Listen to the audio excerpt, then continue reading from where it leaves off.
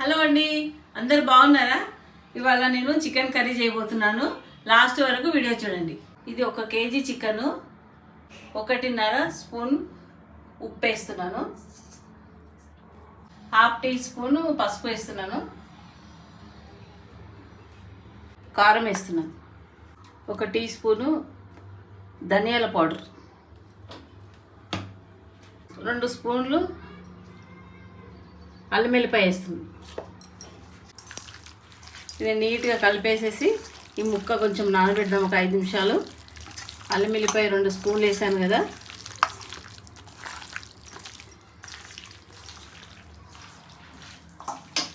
ఇది చెక్క అండి. ఇది కొద్ది చెక్క వేసాను, కొద్ది లవంగాలు, ఇన్ని లవంగాలు, ఒక 4-5 యాలకులు, 4-5, కొద్ది సాజీరా, ఇవన్నీ కలిపి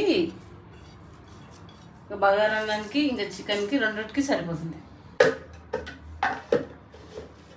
ఈ చికెన్లో మనం అంతా మసాలా అంతా కలిపి పెట్టాం కదా, ఉప్పు కారం అల్లం వెల్లిపాయ అంతా కలిపాం కదా, ఇందులో కొంచెం అంతా గరం మసాలా కూడా పైనుంచి వేస్తున్నాను. రాతి పువ్వు వేస్తున్నాను, కొద్దిగా ఆకు వేస్తున్నాను, పెరుగు వేస్తున్నానండి. ఇది చాలా తీయగా ఉంటుంది. ఒక 10 నిమిషాలు దాన్ని అలా పక్కకు పెట్టేద్దాము.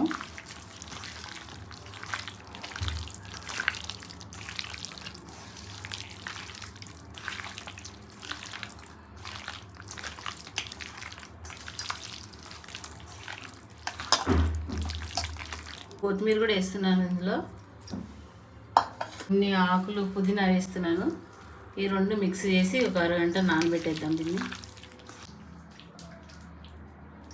కొద్ది బాగా నానబెట్టేస్తే మంచిగా ముక్క బాగా టేస్ట్గా తయారవుతుంది.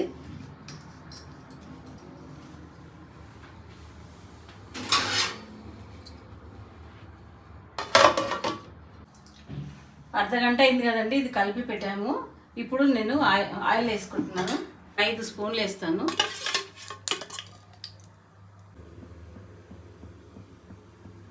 నూనె బాగా వేడాక మనం ఉల్లిపాయలు వేసుకుంటున్నాము.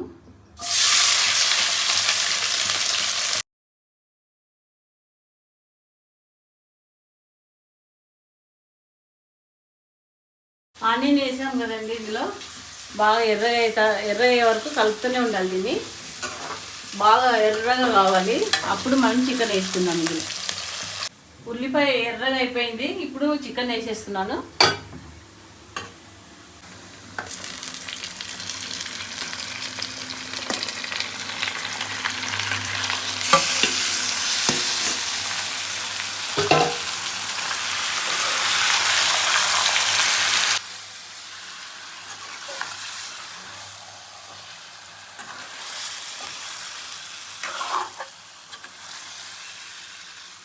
మూత పెట్టేద్దాం. మూత పెట్టిన తర్వాత వాటర్ వస్తుంది, ఆ తర్వాత మళ్ళీ నీళ్ళు పోసేస్తాను.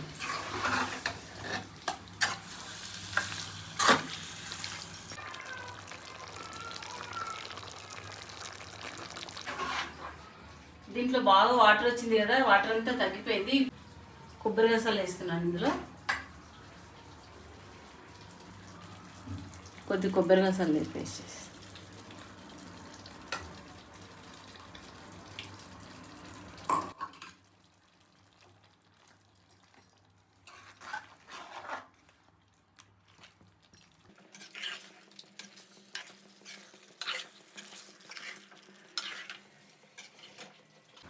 కొబ్బరి గసాలు పేస్ట్ చేశాను కదండి. ఇప్పుడు మనం తగినంత వాటర్ పోసుకోవాలి. మనకు తిక్కగా కావాలంటే తిక్కగా పోసుకోవచ్చు, లేకపోతే కొంచెం ఎక్కువ కావాలంటే గ్రెయిన్ బట్టి ఉంటుంది. నేనైతే ఇంత పోసాను. ఇది బాగా ఉడికి కొంచెం చిక్కగా అవుతుంది.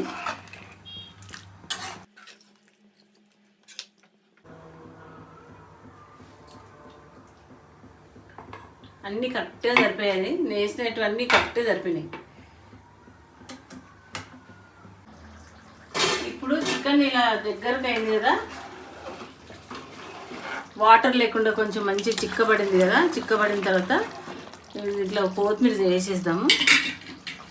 కొద్ది కొత్తిమీర వేసేసుకుంటే ఇంకా అయిపోయినట్టే.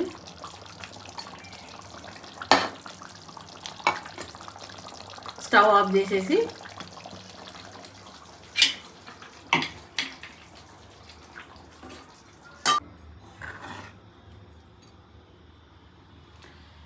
చికెన్ రెడీ అండి. బగారన్నం కూడా రెడీ. బగారన్నం కూడా చేశాను.